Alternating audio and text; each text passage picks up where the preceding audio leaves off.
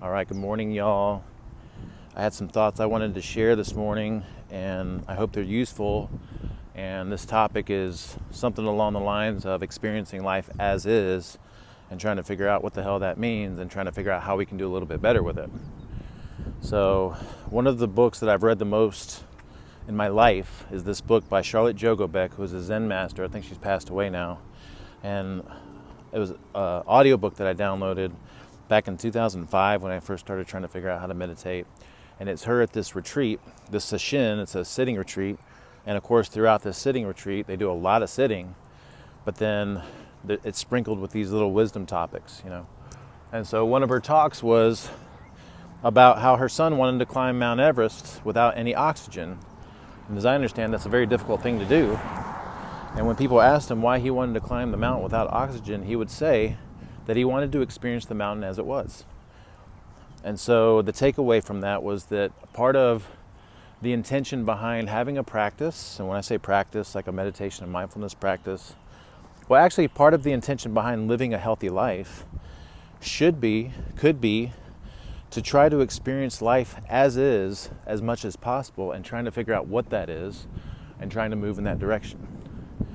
So experiencing life as is would be being completely present and being very clean and having minimal stimulants and distractions and numbing out in all its different shapes and forms.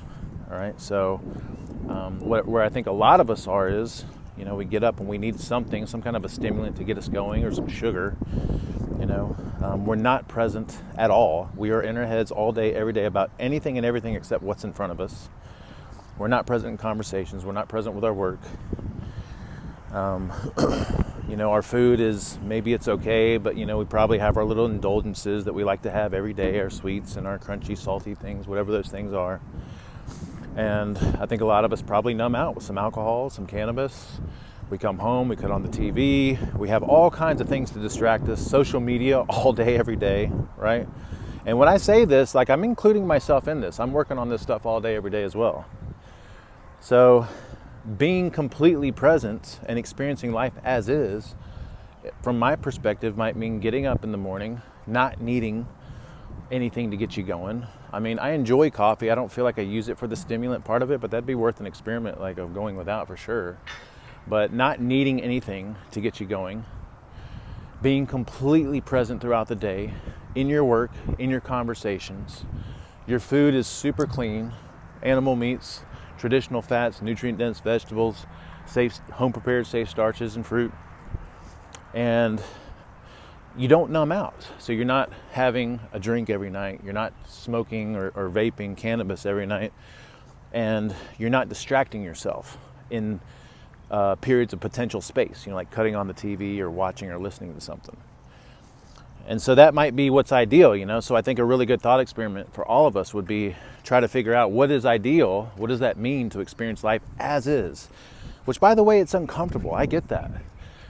Like, to embrace some space, to come home and not have anything going on, to not have anything playing, to not be listening to anything, to not have a drink, to not smoke some cannabis, to not have your little sweet thing, like, that we all have our little things, whatever those things are. To imagine not doing those things or not having some coffee, to imagine not having those things, I think is almost terrifying for some of us. Like, to imagine embracing space and not filling that void with anything, for a lot of us is very uncomfortable. But I think it's a really good thought experiment to try to figure out what is experiencing life as is, with all its amazingness and beauty, and also all its uncomfortableness and challenges and just raw emotion. Trying to figure out what that is, acknowledging where we are, and then trying to figure out what are some small things that I can do to move in a direction of experiencing life as is, or experiencing more of life as is. So, you know, maybe one step in that direction would be committing to eating 100% fresh real food and not having all the different approved items out there, all the sweets and chips and things made with the right ingredients, right? Maybe experiencing life as is more would be having better conversations with people and noticing your tendency to be distracted and be somewhere else. Yesterday I had a pretty long day. I had a master class And then I had a superfoods workshop, and by 3 o'clock in the afternoon, I was done. Like, I just wanted to go home, and honestly, I wanted to go home and numb out and have some alcohol and relax. And I remember Gwendolyn came up to me afterwards, and she was trying to have a conversation with me about something really important. And I was listening to her, but I was kind of cleaning up at the same time.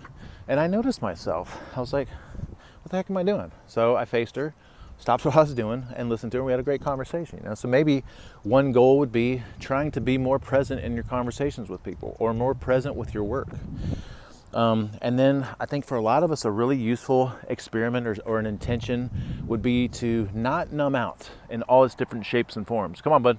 So that would mean not having a drink, not vaping or smoking cannabis, not cutting on the television as soon as you get home, not putting on something to fill spaces and voids, So there's a lot of different things that we can do to move in this direction of experiencing life as is, but I think the goal for all of us with a mindfulness practice and also with trying to be healthy is to try to find a way to move in the direction of experiencing life as is as much as possible, understanding that I don't think any of us are going to get there for a long period of time, but it's a really good intention to have, because the ultimate goal would be to be here for life.